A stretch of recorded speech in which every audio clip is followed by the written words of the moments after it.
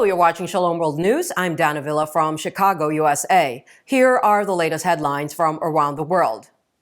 In the first 10 months of this year alone, at least 4,000 Christians have been killed in Nigeria by Islamist groups, and more than 2,300 have been kidnapped, according to a report released this week by the International Society for Civil Liberties and Rule of Law. Figures released by the Anambra-based organization said that 2,650 of the 4,020 Christian deaths that occurred between January and October were carried out by Fulani herdsmen and their affiliated Islamic terrorist organizations. According to the report, 450 Christians were killed by various terrorist organizations such as the Islamic State in West Africa province, Boko Haram, and Ansaru, while 370 Christians were killed by Fulani Zamfara bandits and their offshoot organizations. More than 400 Christians were killed and 231 others were kidnapped each month. There were 13 killings and 8 reported abductions each day on average, Inter-Society emphasized. After the Biden administration withdrew Nigeria from its list of nations with the worst conditions for religious freedom last year, a petition with more than 32,000 signatures was submitted to the White House on Friday, November 11, urging the U.S. government to add Nigeria back to its list. Adding Nigeria back to the State Department's list of countries of special concern will send a forceful statement that the religious persecution taking place in Nigeria is unacceptable, according to the petition drive led by Revelation Media and the Alliance Defending Freedom. Meanwhile, 15 UK parliamentarians from both houses have publicly backed Catholic Charity Aid to the Church in Need's petition, calling for government action to stop the growing persecution of Christians in Nigeria. The 10 MPs and 5 peers lent their support to the campaign, calling on the UK to demand their Nigerian counterparts to do more to bring justice to those responsible for terrorism across the Middle Belt and the Northeast in the West African nation. Ukraine President Volodymyr Zelensky and his troops visited Kherson after the Russians pulled out from the city. He now hopes for peace in Ukraine and that Kherson signals the war's end. Zelensky arrived in the city to uplift the people who, in his words, had been victims of war crimes during the 8-month Russian occupation. With a jubilant crowd embracing him and the Ukrainian army, he told reporters, quote, "I am pleased we are in Kherson," end quote. In the areas of Kherson region that Ukrainian forces had retaken, Zelensky asserted that Ukrainian investigators have already identified more than 400 probable Russian war crimes. His visit came while the director of the U.S. Central Intelligence Agency, William Burns, met with his Russian counterpart in Turkey to warn Russia against using nuclear weapons in Ukraine. Meanwhile, Sergei Kirill, deputy mayor of Lviv, in an interview said he hopes there will be no pressure on Ukraine to sit for a talk with Russia until Russia withdraws. He said this while attending the G2 meeting currently being held in Bali, Indonesia. A Norway-based Iran human rights group has claimed that Iranian security forces have killed at least 326 people since nationwide protests erupted 2 months ago. This figure includes 43 children and 25 women, the group said in an update to its death toll on Saturday, November 12. Following the death of 22-year-old Mahsa Amini in police custody after alleged torture, Iran is now dealing with one of its largest and most extraordinary display of discontent and anti-government protests. Public anger over her death has combined with a range of grievances against the Islamic Republic's oppressive regime fueled the demonstrations, which continued despite lawmakers urging the country's judiciary to show no leniency to protesters. The human rights group has reiterated the need to establish a mechanism to hold the Islamic Republic authorities accountable for their gross human rights violations. Meanwhile, Great Britain accused Iran of threatening the lives of UK-based Iranian journalists. British Foreign Secretary James Cleverly tweeted he has summoned Tehran's charge d'affaires after journalists working in the UK were subject to immediate threats to life from Iran. With a presidential vacuum in Lebanon, the country's Catholic religious leaders urged parliament to elect a president immediately. In a statement at the conclusion of their 55th Annual General Assembly, the Assembly of Catholic Patriarchs and Bishops of Lebanon warned that without a president, the state will plunge into total paralysis. The 6-year mandate of former President Michel Aoun expired on October 31. Lebanon's parliament has convened 5 times since the start of the electoral period at the end of August to try to elect a new president, but without success due to the lack of consensus among political parties. Another session is scheduled for November 17. The first Catholic cathedral in the Central Asian Muslim nation of Kyrgyzstan will be completed soon. Pope Francis had blessed the foundation stone of the holy structure, which will rise in the center of Bishkek, the capital. The project is anticipated to be finished in 3 years after the construction work starts during winter. The Catholic cathedral's construction is part of the remarkable urban development that has characterized Bishkek in recent years.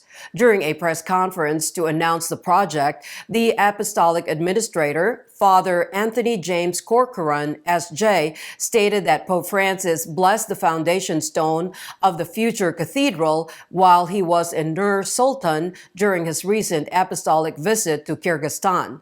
The Holy Father emphasized to everyone in attendance the significance of the task given to the Catholic presence in Kyrgyz society, which is to assist the numerous needy people present. The Apostolic Administrator emphasized that Kyrgyz Catholics and their Muslim neighbors share the desire to improve the world. The Denver Archdiocese of the U.S. state of Colorado has instructed the local Catholic schools not to accept transgender or gender non-conforming children. The guidelines also said that current trans and gender non-conforming students should not be enrolled. According to the article reported by the Denver Post, students are called to act and be treated in line with their biological sex, and a Catholic school cannot treat gay parents as similar to the natural family. The Archdiocese claimed in a 17-page letter that the Church could not accept progressive gender views because they pose a threat to Christian faith and beliefs.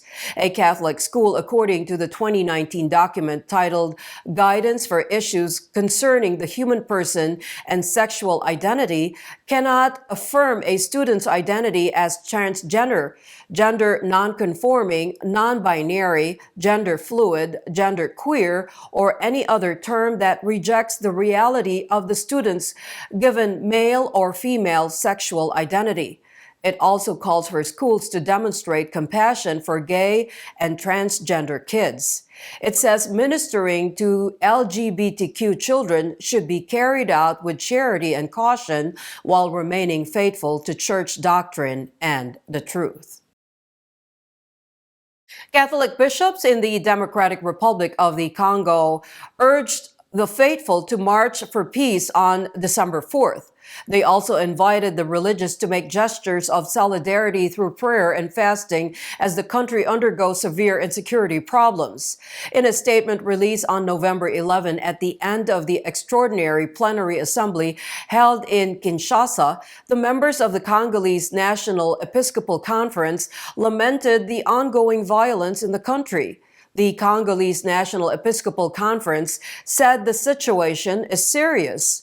Our country is in danger. The plea for peace and the announcement of the December 4 March for Peace comes as more than 100,000 people have fled their homes and dozens of others have been killed in a fresh bout of fighting between Congolese soldiers and the M23 rebel group.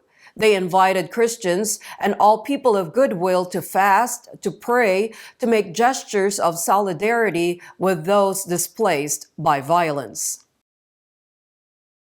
The Archdiocese of Colombo in Sri Lanka handed over the second set of houses on Sunday, November 13, to victims of the 2019 Easter attacks. Cardinal Malcolm Ranjit of Colombo handed over the keys to the families of the victims. The houses were built in an area north of Colombo and financed by the Caritas Antoniana of Padua in Italy. The attacks took place on April 21, 2019, when Islamic terrorists bombed 3 churches and 3 luxury hotels in the Sri Lankan capital, Colombo, causing over 250 deaths and 500 injuries. Since then, the Catholic Church has been defending the cause of the families of the victims and seeking justice from the government. Republican lawmakers in the U.S. state of Tennessee presented a bill on Wednesday, November 9th, which forbids transgender adolescents under 18 from receiving gender-affirming medical care. Stating that the government is obliged to guard the health and welfare of minors, Jack Jackson, the majority leader of the Senate, and William Lamberth, the majority leader of the House, proposed the Protecting Children from Gender Mutilation Act. If passed, the legislation will prohibit doctors from performing gender change procedures on children and administering puberty inhibitors and cross-sex hormones used in transgender relationships. Patients and their families would also be permitted to file lawsuits against medical professionals, facilities, and clinics that use such therapies. A punishment of up to $25,000 may be imposed on anyone who violates the law, and the medical practitioners can end up in jail for not less than 20 years. However, the rule would exempt youngsters born with chromosomal problems or congenital flaws. With the legislation being passed, Tennessee would join the states of Alabama, Arizona, and Arkansas in enacting similar restrictions on gender therapy. British pro-lifers are protesting a city law that forbids them from quietly praying outside abortion clinics. The leader of the 40 Days for Life of Birmingham City filed a lawsuit against the legislation restricting prayers and protests outside abortion centers. According to the Christian Post, the lawsuit was initiated by Isabel Von Spruce, stating that the legislation discriminates against nonviolent pro-life advocates. According to the Legal Christian Center, Birmingham Public Spaces Protection Order, which has passed in September, establishes a buffer zone around the abortion facilities that bans pro-lifers from praying or offering support to pregnant women.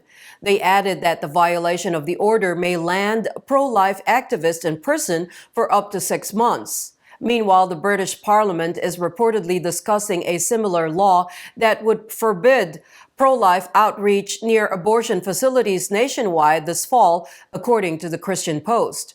The recent resolution to create buffer zones throughout England and Wales was also denounced by the British pro-life group Society for the Protection of Unborn Children as an outrageous assault on civil liberties. A suspect is being held in connection with the explosion in Istanbul that left at least 6 dead and 81 injured on Sunday, November 13. The deadly bomb attack was most likely carried out by Kurdish rebels from the Democratic Union Party and the Kurdistan Workers' Party, according to the Turkish Interior Ministry. Earlier, Turkish Vice President Fuat Oktay stated that a female terrorist was suspected of carrying out the explosion. The Interior Ministry reported that a Syrian woman has been taken into custody. She was one among the 47 people the police detained following the blast. The explosion took place in Istiklal Street in Bayoglu Square, right in the center of the square. Interior Minister Suleyman Soylu blamed the Kurdistan Workers' Party for the attack. However, they denied responsibility for the same. Tens of thousands of people have died during Turkey's 4-decade battle with Kurdish separatist parties. President Recep Tayyip Erdogan condemned the attack and said that the offenders would face severe punishment. And those are your latest headlines. Do join us tomorrow. In the meantime, you can visit swnews.org for more updates. Shalom.